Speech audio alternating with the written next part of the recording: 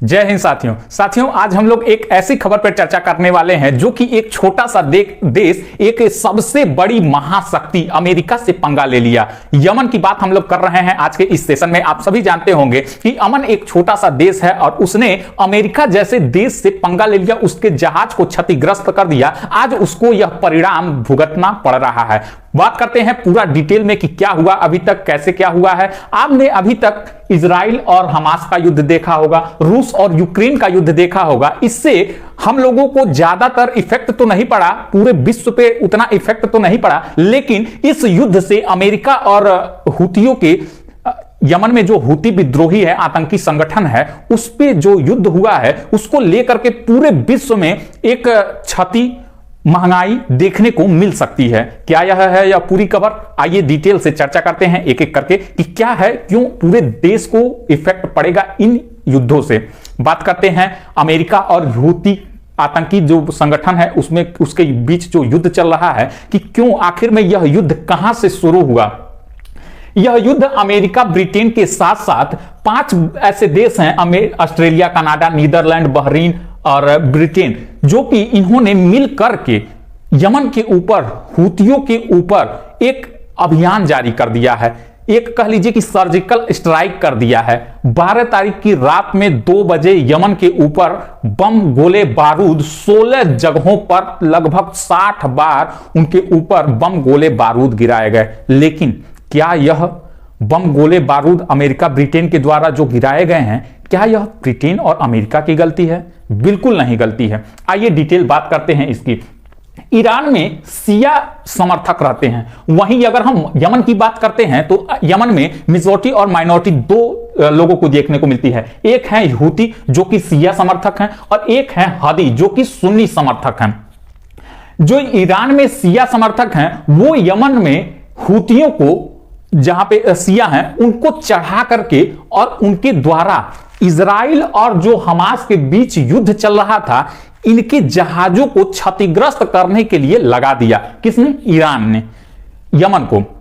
अब सोचिएगा, जो इजराइल और हमास के बीच युद्ध चल रहा था, इजराइल का जो जहाज यमन के बगल से निकल रहा था, रेड सी होकर के निकल रहा था, अब उस पे यमन ने क्या किया, अब उसको लूटना शुरू किया, उसको क्षतिग्रस्त करना शुरू किया। क्षतिग्रस्त करने के बाद उस पे लगभग 1 महीने में कुल 27-26 जहाजों को उसने नुकसान पहुंचाया। 1 महीने में 27 जहाज को यमन ने नुकसान पहुंचाया। अभी कुछ दिन की खबर है, भारत के भी जहाज को इसने नुकसान पहुंचाया था, लेकिन क्लियर नहीं हो पाया था कि यमन था, उसके पीछे की ईरान था। खैर, अब वो सारी बातें क्लियर हो गई हैं कि इसी के द्वारा, और उसमें कौन थे? हुती आतंकी संगठन है, उनके द्वारा यह कार्य किया जा रहा था। अब बात को नक्शे के द्वारा यदि हम समझने की कोशिश करते हैं तो यहां है अपना भारत, यहां पाकिस्तान, यहां अफगानिस्तान, और ये है अपना सऊदी अरब, यूएई, और यहां पे है यमन।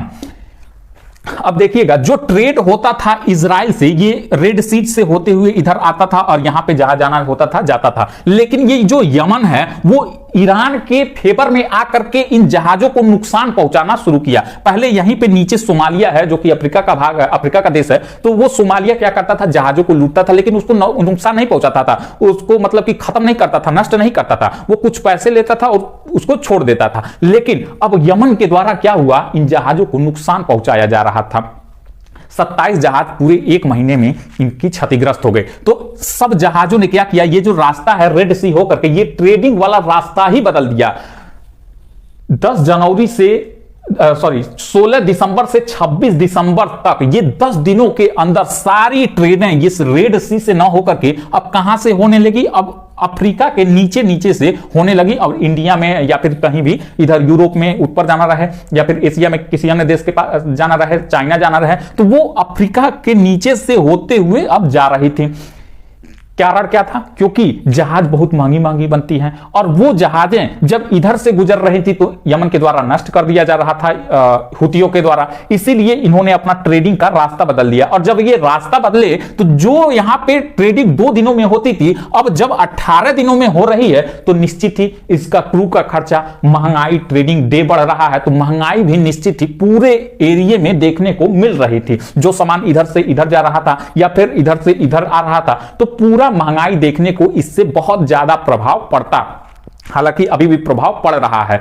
इसको लेकर के अमेरिका ने पूरे 44 देशों के साथ, नाटो के पूरे देश और भी 44 देशों के साथ इसको यमन को समझाने की कोशिश किया कि बबुआ अभी समय है, तुम सुधर जाओ, ये काम अपना जो तुम कर रहे हो, जहाजों को नुकसान पहुंचा रहे हो, ये अच्छा नहीं कर रहे हो तुम। लेकिन भाई साहब यमन कहां मानने वाला है। यमन तो अपने पे डटा रहा कि अरे अमेरिका हमारे पास ये बात फैला रहा है, कह रहा है, लग रहा है अमेरिका डर गया हमसे, पूरे देश वाले हमसे डर गए। अभी ये उसको जाना कहां। खैर 4 जनवरी को यूएसए ने इसको समझाया था यमन को, और उसके समझाने के बाद फिर भी नहीं माना, और 10 जनवरी को अमेरिका का एक जहाज को इसने क्षतिग्रस्त पहुंचा दिया, नष्ट कर दिया, नुकसान पहुंचा दिया। इसी को लेकर के अमेरिका ने भी यह जारी कर दिया, और इसको अब इसका परिणाम देखने को मिल रहा है। जब यह 10 जनवरी को अमेरिका के जहाज को नष्ट कर दिया, तब इसने कहा, यमन ने कहा, हूती विद्रोहियों ने, हूती मंत्रियों ने कहा कि इजराइल का सपोर्ट जब तक अमेरिका करेगा तब तक हम यूं ही इसके जहाजों को नुकसान पहुंचाते रहेंगे। यह हूती मंत्री के द्वारा कहा गया एक बयान है। इसको लेकर के अब भाई साहब अमेरिका के जहाज को उसने पहले ही अल्टीमेटम दे दिया था, 4 जनवरी को ही समझा दिया था, पहले ही समझा चुका था कि भाई साहब हमसे पंगा नहीं, और ये जो तुम काम कर रहे हो ये बहुत ही गलत है। अब इसी को लेकर के 12 तारीख की रात में यमन में उस समय 2 बज रहा था, और 2 बजे की रात में अमेरिका, ब्रिटेन सहित इन 5 देशों ने यमन पर हमला बोल दिया। और यह हमला इतना गंभीर था कि 16 लोकेशनों पे 60 बार कुल बम गोले दागे गए, और इसके बाद से कुछ लोग इसमें मृत्यु हो गई, कुछ लोग बहुत बुरी तरीके से घायल हो गए हैं। यमन के उस लोकेशन को टारगेट किया गया जहां पे सैटेलाइट व्यू होता है, जहां पे उनके हूती आतंकी संगठनों का इलाका होता है, उन जगहों को टारगेट किया गया। अब ये सोचिएगा, जब ये हो गया तो हूती के उप विदेश मंत्री हुसैन अल अजी ने यह कहा कि ये जो यूएसए और यूके यानी अमेरिका और ब्रिटेन के द्वारा जो हमें गंभीर क्षति पहुंचाई गई है, इसका परिणाम इनको भुगतना पड़ेगा। ये इनकी सेना के द्वारा किया गया कृत्य है जो यमन के ऊपर हुआ है। अमेरिका और ब्रिटेन की सेना के द्वारा किया गया कृत्य है। इनकी वायुसेना, इनकी नौसेना ने ये सारा हम लोगों के ऊपर हमला किया है। ये इस मंत्री का कहना था प्रेस कॉन्फ्रेंस में आकर के, और इन्होंने ये कहा कि इनको गंभीर परिणाम देखने को मिलेगा। अब भाई साहब पूरी जनता रोड पे उतर आई। सोचिएगा, जो वहां पे हूती विद्रोही, हूती संगठन थे और हदी संगठन थे, ये वहां की सड़कों पर पूरा जाम लग गया, पूरे लोग आ गए इसके मतलब कि फेवर में। क्यों ऐसा हुआ है, क्यों ये अपना युद्ध रोक नहीं रहे हैं? पूरे संगठन के लोग सड़कों पर जाम लगा दिए। तो ये रही अभी तक की पूरी news. Australia, Canada, Netherland, Bahrain और ब्रिटेन सहित अमेरिका ने इनका अंजाम किया है।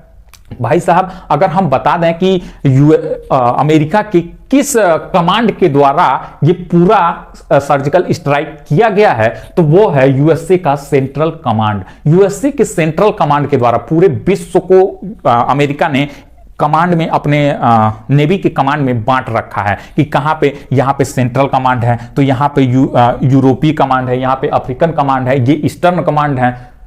तो इस प्रकार से 6 भागों में पूरे विश्व को अमेरिका ने बांट रखा है कि इस क्षेत्र में कोई काम होता है, हमें किसी के ऊपर हमला करना है, तो ये सारी जिम्मेदारी आपकी होगी, आप इसको देखेंगे। तो ये सेंट्रल कमांड के द्वारा पूरा किया गया यह काम था। और क्यों किया गया है आप सभी जान गए होंगे। इसने हूतियों ने, जो यमन में हूतियां हैं, ये इजराइल का विरोध करते हुए इजराइल के मालवाहक जहाजों को नुकसान पहुंचा रहे थे। इसीलिए इनकी मतलब कि अमेरिका के द्वारा इसको अल्टीमेटम दिया गया। फिर नहीं मानने पर अमेरिका की जहाज जब क्षतिग्रस्त हुई, तब यमन के ऊपर, हूतियों के ऊपर अमेरिका, ब्रिटेन ने हमला किया है। तो ये रही पूरी न्यूज। आई होप आप लोगों को पसंद आई होगी। अगर अच्छा लगा हो तो वीडियो को लाइक करिएगा, शेयर करिएगा। मिलते हैं नए खबर में, नए वीडियो के साथ। तब तक के लिए धन्यवाद।